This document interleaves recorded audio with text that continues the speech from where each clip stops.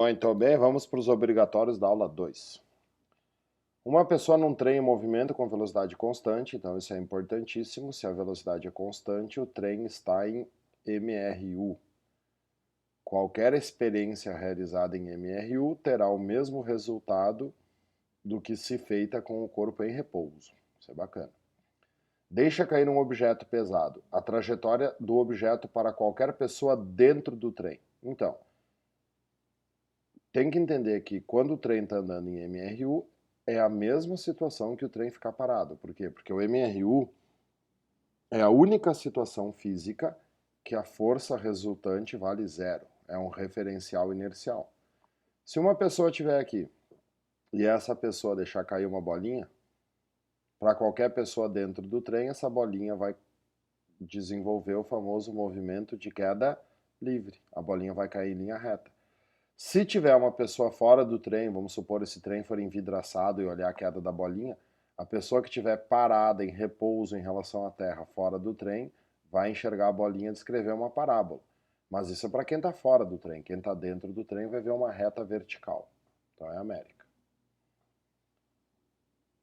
Partindo do ponto A, uma pessoa anda passando pelos pontos B, C, D, B e E. Cuida que ele volta para o B, onde para. O caminho percorrido e o deslocamento são. O que é caminho percorrido? Caminho percorrido, ou distância percorrida, é a medida de toda a trajetória.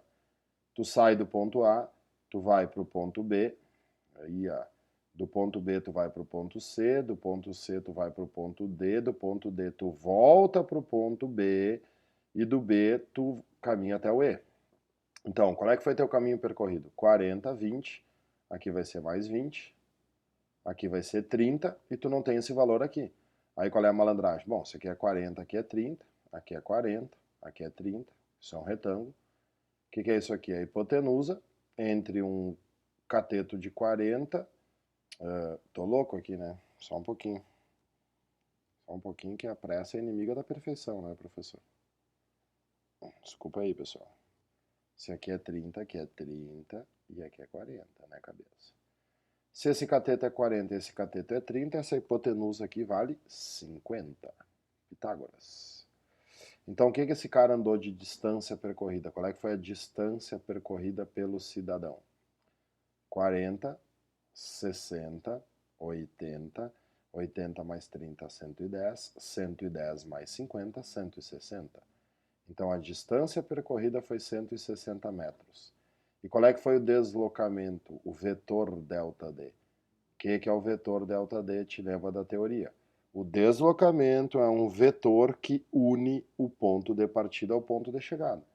Se tu saiu daqui e tu parou aqui, cara, o vetor deslocamento é um vetor que une o ponto de partida ao ponto de chegada. Esse é o vetor ΔD. Então, o vetor ΔD vale 30 metros. 160 e 30. Brasil. Vou limpar, botar para cima. Questão 3. Das afirmações.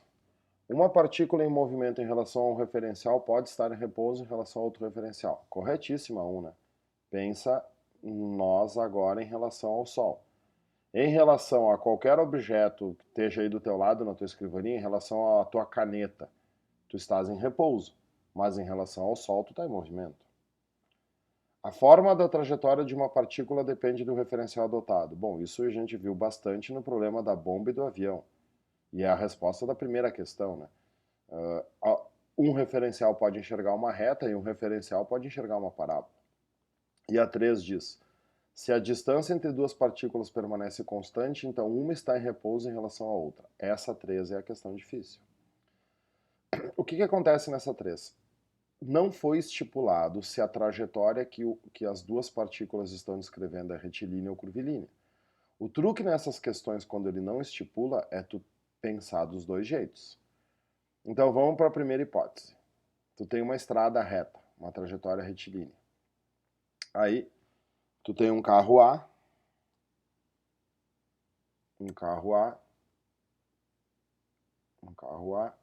andando para frente a, sei lá, 80 km por hora. Né? Na frente desse carro A, existe um carro B, também andando para frente. Esse carro B também está a 80 km por hora. A distância entre o carro A e o carro B vai permanecer constante? Essa distância aqui, ó, vai ser sempre a mesma? Sim, essa distância vai ser sempre a mesma. Então, a gente poderia dizer que o A está em repouso em relação ao B ou que o B está em repouso em relação ao A. Então, pela primeira hipótese, a questão 3 está certa. Só que existe a segunda hipótese. Qual é que é a segunda hipótese? A trajetória ser curvilínea. Imagina agora você ter uma trajetória circular. Aí você coloca um ponto central aqui no meio, um ponto A. Imagina uma pessoa parada aqui no A. E aqui a gente coloca um ponto B, uma outra pessoa aqui no B.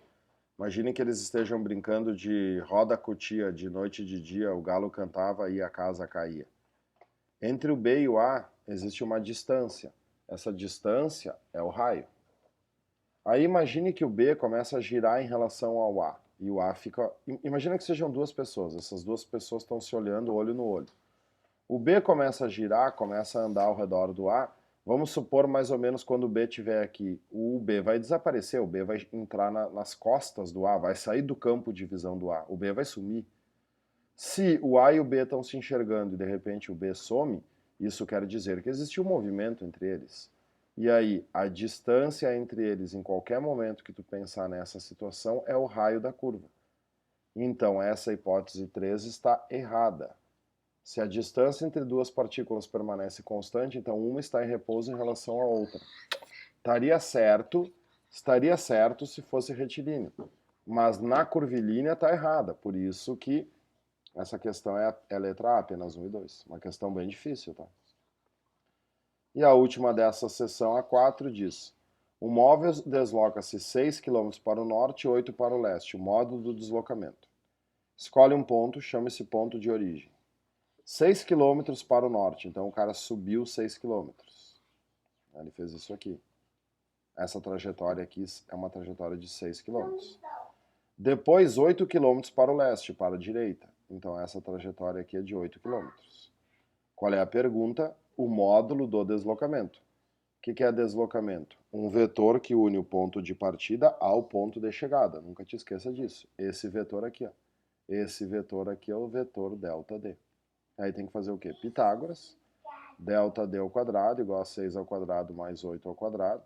Esses pitagóricos aqui também são bem famosos. É o segundo par pitagórico mais famoso depois do 13 e do 4. Eu vou ter 36 mais 64, eu vou ter 100, raiz quadrada de 100, a distância percorrida vale 10. Então a resposta é Canadá. Beleza? Essa foi a primeira página, depois vamos para as outras.